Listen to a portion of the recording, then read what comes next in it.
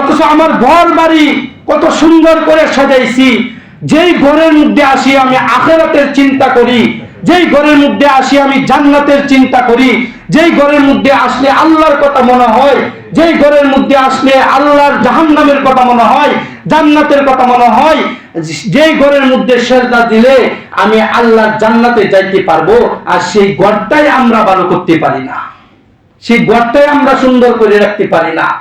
তাহলে বুঝতে হবে আমি কত নাম্বার মুসল্লি, আমি কত নাম্বার মুসল্লি বুঝতে হবে। শুধু নামাজ পড়লাম, আজান মুয়াজ্জিনে দিল, আয়েশা নামাজ পড়লাম আর বাড়িতে বসে আমার ঘর ঠিক করলাম, এটার নাম মুসল্লি না।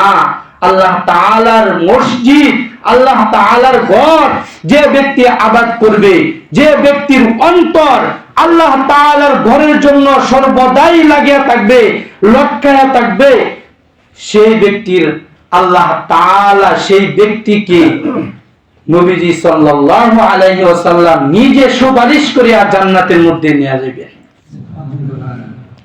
এইজন্য নবীজি বলছেন, মান বানা লিল্লাহি মাসজিদান বাইতান বানাল্লাহু লাহু ফিল জান্নাহ। আল্লাহ তাআলার নবীজি বলেন, আমি আল্লাহ তাআলার একটা ঘরের জন্য যদি কোনো বান্দা একটা 10 টাকা দামের ইট দান করলো, একটা ঈদের বিনিময়ে আমি আল্লাহ তাআলা আমি ওই বান্দার জন্য জান্নাতে একটি ঘর বানাইয়া রাখি। আমরা একটু চিন্তা করবো ইনশাআল্লাহ।